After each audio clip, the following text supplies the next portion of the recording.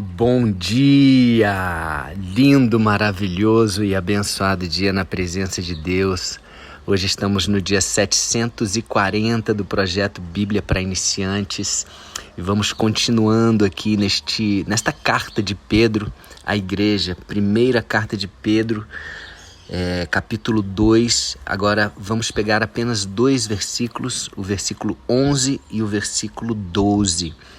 Eu achei muito profundo o que ele fala aqui, lembrando mais uma vez que esta carta é dirigida à igreja, aos irmãos, aqueles que creem. Então são advertências, são conselhos, direções, direcionamentos para que a igreja possa crescer com saúde. Nós, como povo de Deus, corpo de Cristo, possamos expressar a essência do amor de Deus aqui na terra e que estejamos preparados para a volta de Jesus. Amém? Então, no versículo 11, Pedro diz assim: queridos amigos, ou queridos irmãos, amados amigos, lembrem que vocês são estrangeiros de passagem por este mundo. Olha só, gente, isso é tão forte que é uma coisa que nós devemos estar sempre lembrando disso. Nós não somos deste mundo. Nós somos estrangeiros. Eu estou lendo aqui na versão NTLH, que é a nova tradução da linguagem de hoje.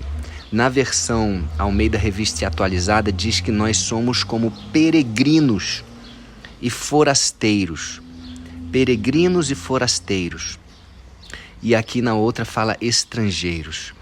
Então, é importante que nós tenhamos essa consciência. Lá em 1 Coríntios tem uma parte que diz que nós devemos ser como embaixadores de uma nação. É uma nação que pertence a um reino celestial, um reino que é uma outra pátria, uma pátria superior a essa.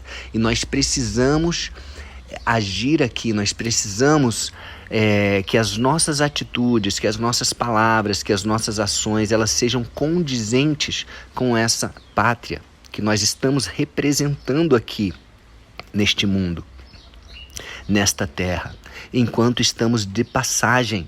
O nosso tempo aqui é curto, são poucos anos. Comparado à eternidade, é muito pouco tempo. Nós estamos de passagem, nós somos peregrinos, nós somos forasteiros, estrangeiros e devemos ser embaixadores. Temos de ter isso em mente. Amém? E ele continua dizendo assim: peço, portanto, que evitem as paixões carnais. Evitem as paixões carnais. E ele continua, que estão sempre em guerra contra a alma. Ou seja, essas paixões que o mundo traz, essa coisa do prazer a todo custo, sexo, drogas e rock and roll, tudo tem que ser para trazer desejo, para satisfazer os nossos desejos carnais. E ele fala que não façam isso, evitem essas paixões, porque elas estão guerreando contra a nossa alma, elas não são boas para nós. Se a gente se contaminar com essas paixões, nós vamos viver escravos dessas paixões. Nós vamos viver escravos dos desejos e não vamos conseguir ter domínio próprio.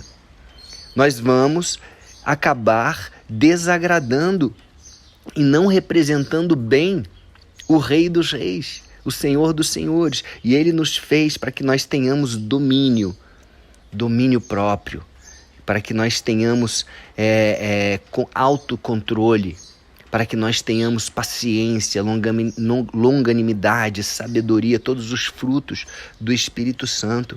Lembra que a gente já passou pelo livro de Gálatas? Gálatas é uma carta que Paulo escreveu à igreja que ficava na Galácia, e ele fala no capítulo 5, versículo 17, que existe uma luta interna dentro de cada um de nós. É uma luta da carne contra o espírito e o espírito contra a carne. Essa luta é uma luta que vai acontecer e vai ganhar quem você alimentar mais. Então nós temos de alimentar. Como que a gente vence essa guerra contra o espírito, contra a alma, como ele falou aqui, né? No caso, Pedro está falando contra a alma.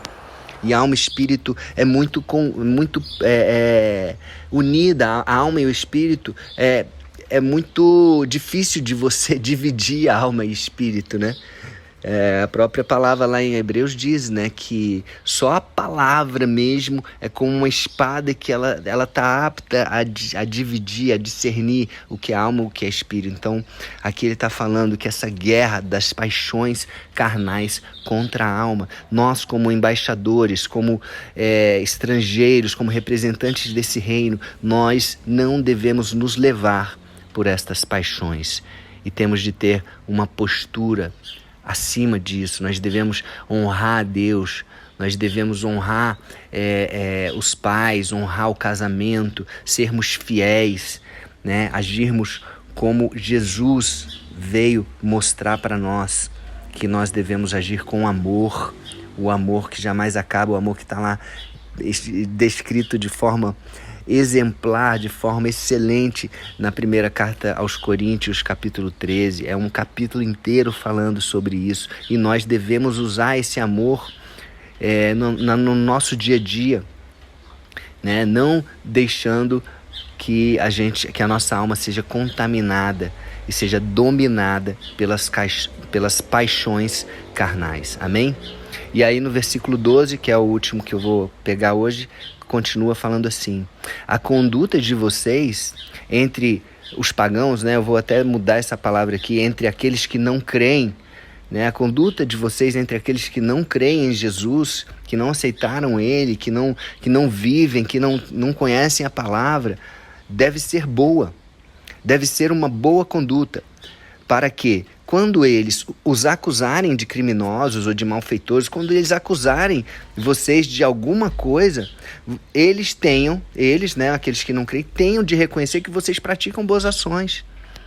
E assim, louvem a Deus no dia da sua vinda. Ou seja, as nossas boas ações vão testemunhar tão alto que quando eles forem acusar a gente, porque eles são isso, e vai acontecer dentro da família ou fora da família, amigos vão, porque o LP ficou maluco, porque ele está fazendo isso, porque vão ter acusações, porque ele não tomou a vacina, ou alguma coisa assim, não sei, eu estou viajando aqui, entende?